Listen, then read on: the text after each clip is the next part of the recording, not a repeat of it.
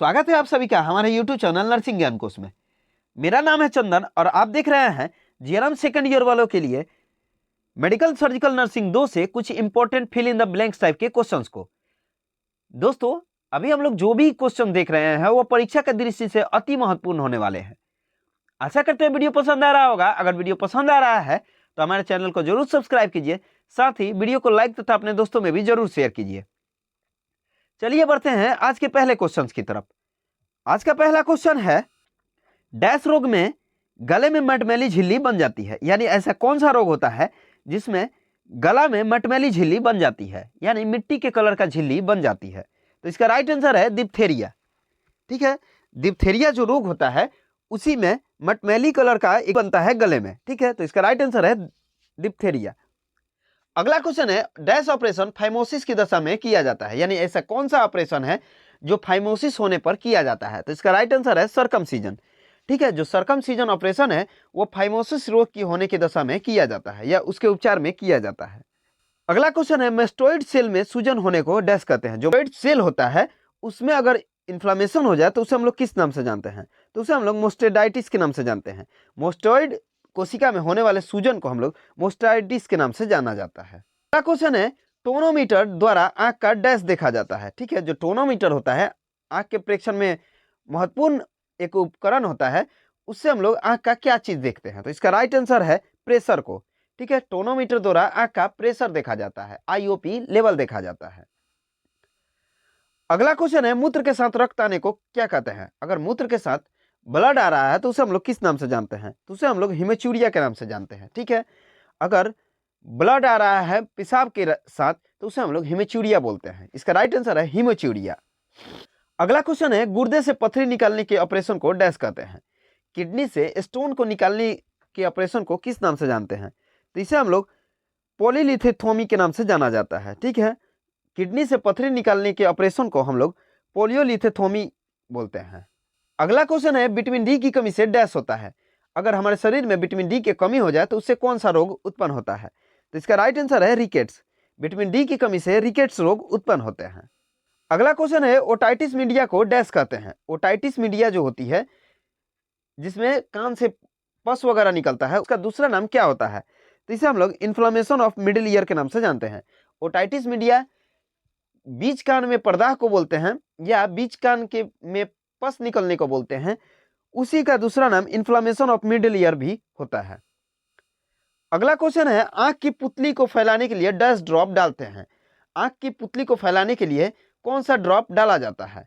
ठीक है, तो इसका राइट आंसर है माइड्राइटिक्स। ठीक है, आंख की पुतली को फैलाने के लिए माइड्राइटिक्स के ड्रॉप को डालते हैं।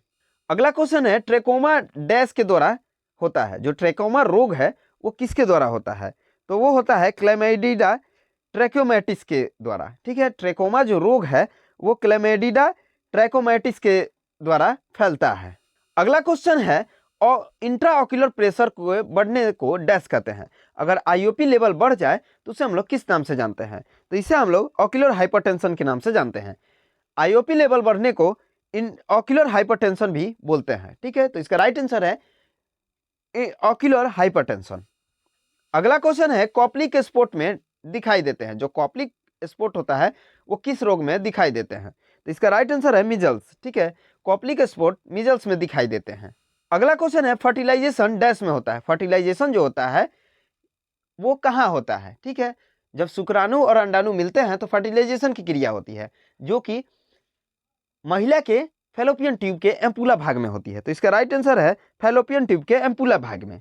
ठीक है, यह अगला क्वेश्चन है, ग्लूकोमा ऐसी बीमारी है जिसमें विशेष रूप से डैश बढ़ जाता है। ठीक है, यानी ग्लूकोमा रोग के कारण क्या हो सकता है। तो इसका राइट आंसर है आईओपी लेवल का बढ़ना।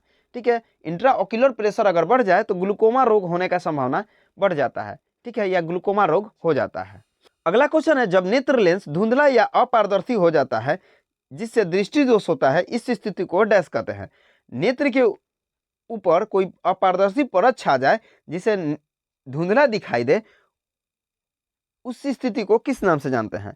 तो उसे हम लोग कैटरेक्ट के नाम से जानते हैं, यानी मोतियाबिंद। नेत्र के ऊपर जो लेंस होता है अगर उस पर धुंधलापन आ रहा है या अपारदर्शी हो गया तो उस कंडीशन में दृष्टि दोष हो जाता है, यानी जो दृष्टि है वो बाधित हो जाता है।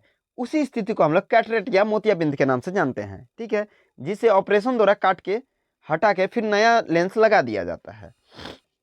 अगला क्वेश्चन है, नाक से रक्तस्राव होने को डैश परिभाषित किया जाता है। यानी ये बोलें कि अगर नाक से ब्लड आ रहा है तो उसे हम लोग किस नाम से जानते हैं, तो उसे हम लोग एपिस्टेटिक्स के नाम से जानते हैं। नाक से ब्लड आने को एपिस्टेटिक्स बोला जाता है। अगला क्वेश्चन है, डैश एक आपातकालीन विधि है जो कार्डियक अरेस्ट या श्वसनीय विफलता में उपयोग किए जाते हैं, ठीक है। एक ऐसी भी आपातकालीन विधि है जिसमें कार्डियक अरेस्ट आया हो, यानी हार्ट फेल कर रहा हो या श्वसन संबंधी अगर कोई परेशानी हो तो उसमें उपयोग किया जाता है। तो इसका राइट आंसर है सीपीआर, ठीक है। जो सीपीआर दिया जाता है वो एक आपातकालीन यानी इमरजेंसी विधि होती है या प्रोसीड्यूर होता है जो कार्डियक अरेस्ट या श्वसनीय विफलता में उपयोग किया जाता है। अगला क्वेश्चन है, मायोपिया के नेत्र उपचार में इस स्थिति को डैश ग्लास लेंस के द्वारा ठीक किया जाता है। जो नेत्र का बीमारी होता है एक मायोपिया, उसमें कौन से ग्लास लेंस का उपयोग कर उस रोग को ठीक किया जाता है, तो इसका राइट आंसर है कॉनकेव, ठीक है। कॉनकेव नामकर का ग्लास जो होता है उसी मायोपिया के नेत्र उपचार में प्रयोग किया जाने वाला एक लेंस होता है, ठीक है। तो इसका राइट आंसर है कॉनकेव। अगला क्वेश्चन है, कॉर्निया के ट्रांसप्लांटेशन को डैश कहते हैं। कॉर्निया के ट्रांसप्लांटेशन को डैश कहते हैं। अगर एक कॉर्निया को हटा कर दूसरा कॉर्निया लगाया जाए उसको हम लोग किस नाम से जानते हैं, तो इसका राइट आंसर है कॉर्नियल ग्राफ्टिंग। कॉर्निया के ट्रांसप्लांटेशन को कॉर्नियल ग्राफ्टिंग के नाम से जानते हैं। अगला क्वेश्चन है, क्रॉनिक साइनोसाइटिस डैश ऑपरेशन से ठीक किया जा सकता है। जो साइनोसाइटिस होता है क्रॉनिक, उसको किस ऑपरेशन द्वारा ठीक किया जाता है, तो इसे हम लोग साइनोप्लास्टी के नाम से जानते हैं। साइनोप्लास्टी नामकर का ऑपरेशन क्रॉनिक साइनोसाइटिस के उपचार हेतु ऑपरेट किया जाता है। क्वेश्चन है, आंख के अंदर का दबाव देखने के लिए डैश का उपयोग करते हैं। यानी आंख के अंदर जो आईओपी लेवल होता है उसको देखने के लिए किस चीज का उपयोग करते हैं, तो इसका राइट आंसर है टोनोमीटर। आंख के अंदर के दबाव देखने के लिए टोनोमीटर का उपयोग किया जाता है। क्वेश्चन है, एफएनएसी का पूरा नाम क्या है। एफएनएसी का पूरा नाम क्या है, तो इसे हम लोग फाइन नीडल एस्पायरेशन साइटोलॉजी के नाम से जानते हैं। एफएनएसी का पूरा नाम फाइन नीडल एस्पायरेशन साइटोलॉजी होता है। अगला क्वेश्चन है, एंडोकार्डियम के पर्दा को क्या कहते हैं। जो एंडोकार्डियम होता है, हृदय का एक लेयर होता है एंडोकार्डियम, उसी में अगर इन्फ्लामेशन हो जाए तो उसे हम लोग किस नाम से जानते हैं, तो उसे हम लोग एंडोकार्डाइटिस के नाम से जानते हैं। एंडोकार्डियम में इन्फ्लामेशन को एंडोकार्डाइटिस बोला जाता है। अगला क्वेश्चन है, बालों के झड़ने को डैश कहते हैं। अगर किसी व्यक्ति का बाल लगातार झड़ रहा है तो उस स्थिति को किस नाम से जानते हैं, तो उसे हम लोग एलोपेशिया के नाम से जानते हैं। बालों के झड़ने को हम लोग एलोपेशिया बोलते हैं। अगला क्वेश्चन है, टिनिटस का मतलब डैश होता है। जो कर्ण स्वेन होता है यानी टिनिटस, उसका मतलब क्या होता है, तो इसे हम लोग कान में घंटी बजने की आवाज भी बोलते हैं, ठीक है। टिनिटस एक रोग है जो कान में लगातार घंटी जैसा आवाज सुनाई देने को बोला जाता है। आज के लिए बस इतना ही। आशा करते हैं वीडियो पसंद आया होगा। अगर वीडियो पसंद आया है तो हमारे चैनल को जरूर सब्सक्राइब कीजिए, साथ ही वीडियो को लाइक तथा अपने दोस्तों में भी जरूर शेयर कीजिए। अगर आप इस वीडियो से संबंधित पीडीएफ को देखना चाहते हैं तो हमारे डिस्क्रिप्शन बॉक्स में लिंक मौजूद है, जिस पे आप टाइप करके पीडीएफ को देख सकते हैं।